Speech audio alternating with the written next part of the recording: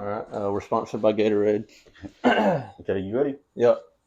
All right. So we're talking about the Warriors and the Cavaliers rivalry from, what do you want to say, 20, 2015 to 2018. yeah, 2015 and 2018, because that was when it was really like it's a spicy rivalry. Technically, if you want to be technical, 2014 because like that's when the season started. Mm-hmm. But like they didn't win the championship until 2015. Yeah.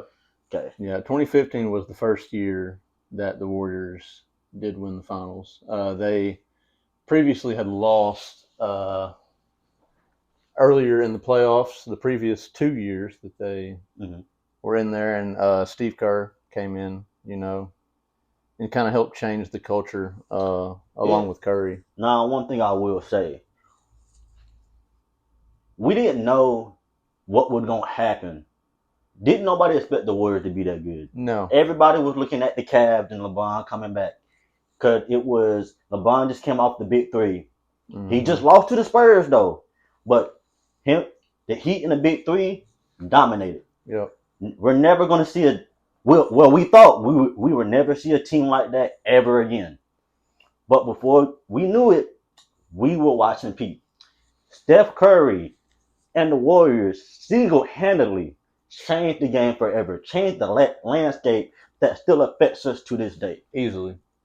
Because of that team and Steph Curry himself, along with Klay Thompson and the Splash Brothers, three-pointers are now something that everybody does. Yep. It's not even shooting from three no more. I mean, you look at current day, you look at Wemby. Yeah. What is he, like 7'4"? And he's shooting 6+ threes a game. But here's the thing. It's like, look at it this way.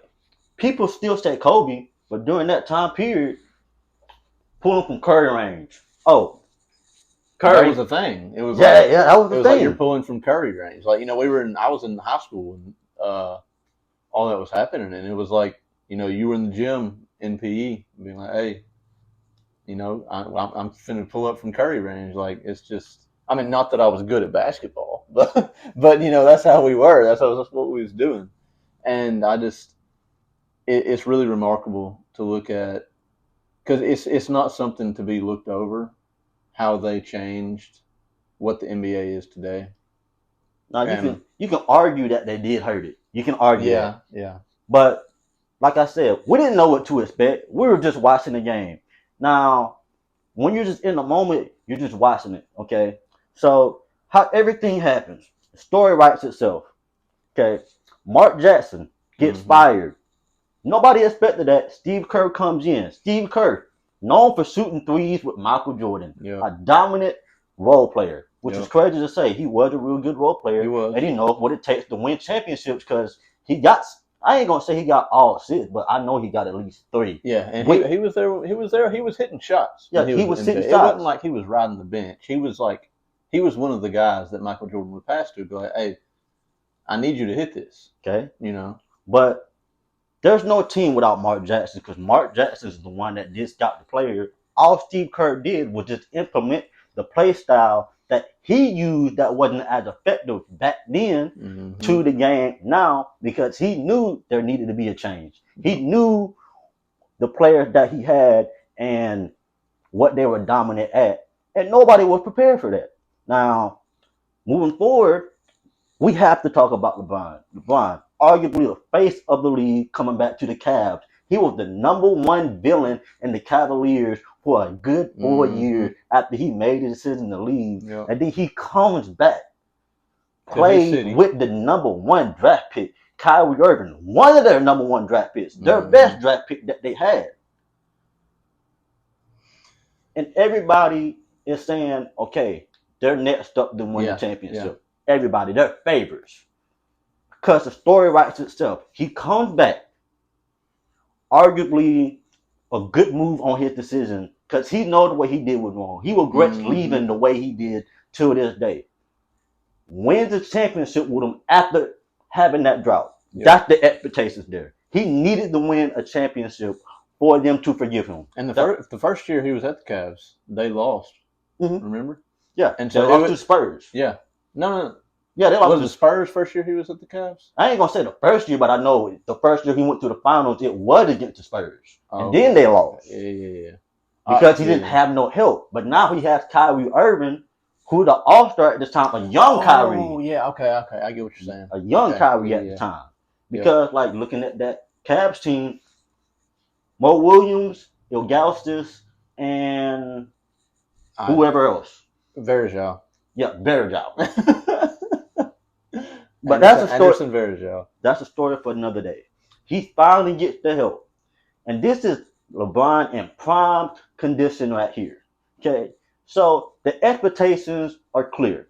We all know what to expect from them. Mm-hmm. So our eyes are on them. But nobody's really paying attention to the Warriors. And if you haven't noticed yet, that's the main thing. Nobody was expecting them to be good. Nope. Nobody was. They just came out of nowhere and nobody was prepared for it. Everybody was looking at the Cavs. And at the time, people were looking at the Thunder. Who else? The Pacers. Mm-hmm. The Bulls. And look, if you look at the stats to further back up what he's saying, in that season, Steph Curry, he was lower in points than he was previous years, and he was also lower in assists.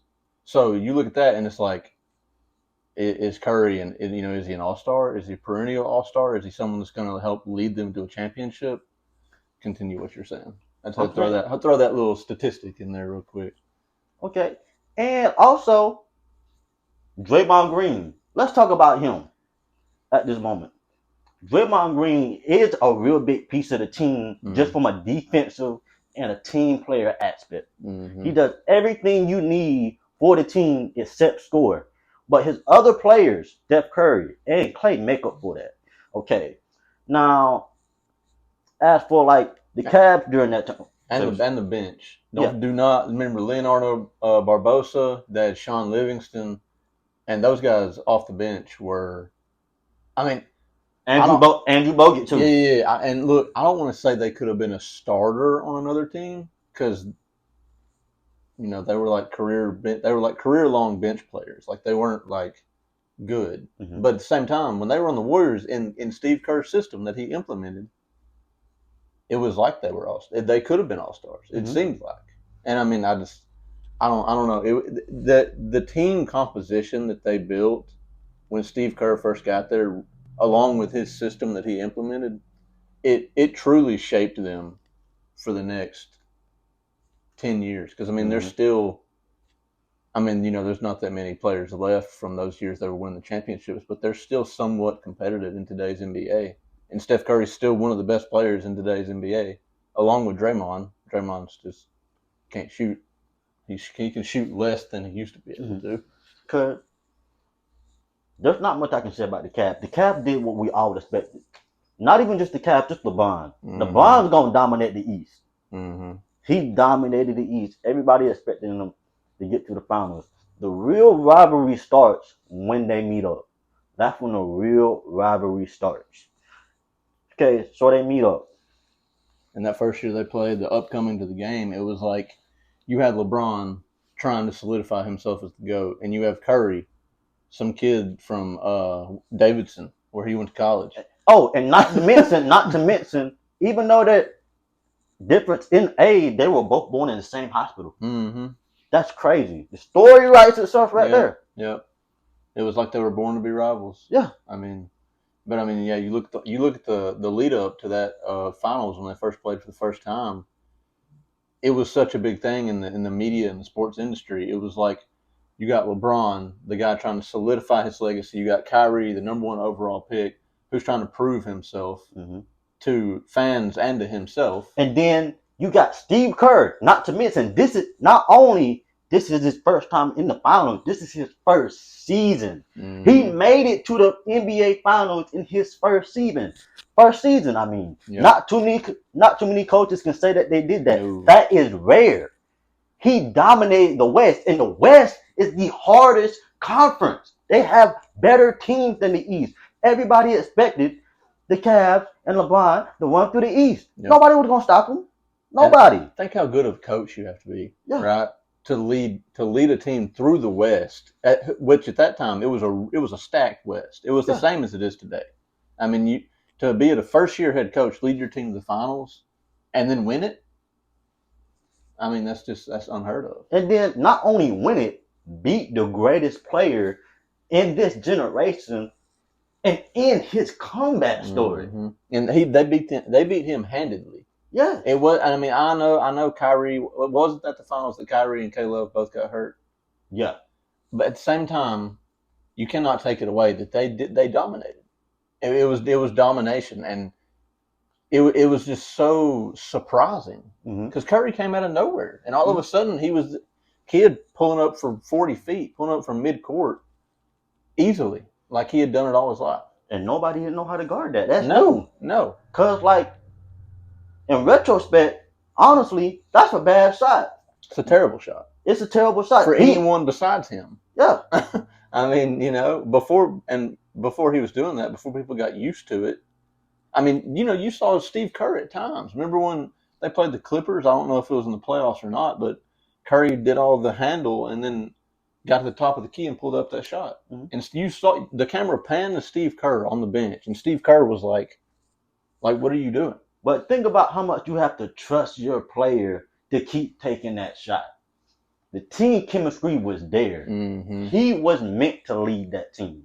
He was destined to be part of that legacy. Yep. But we also can't deny LeBron's performance in that. I feel like I'm not cutting you off here, but I feel like we have to talk about Clay. I understand Clay wasn't as spectacular as Steph Curry, but I mean, to have someone that if Curry's in trouble, that Draymond can set an off-ball screen for, and he comes off the wing on the run and pulls up 3 and it's in. Mm-hmm. To have somebody like that where it's automatic, you look at people like that in the past, J.J. Redick, Ray Allen. Those were players that were on championship teams, and they needed to be on those teams because there are certain moments in a game when the other team's on a run or both of you are struggling to score. You need someone like that on your team to pull you out of a hole, essentially. And I feel like Clay was that for the Warriors, and he's still doing that today. It's same thing with Curry. I think it was like a week or two ago, Clay had like 20-something points in the first quarter, just off threes. And, he's on the Mavericks now. Mm-hmm. Shout out Mavericks, trading away Luka Doncic. Yeah. Nice. But anyway, story for a different day. This is about. All right. Back to LeBron's. And the reason why I mentioned LeBron is because he was so good that he almost won Finals MVP even though they lost. Mm-hmm. It went to Andre Iguodala just for his defense. Now, to me, that's crazy. And think about it. He didn't even stop him.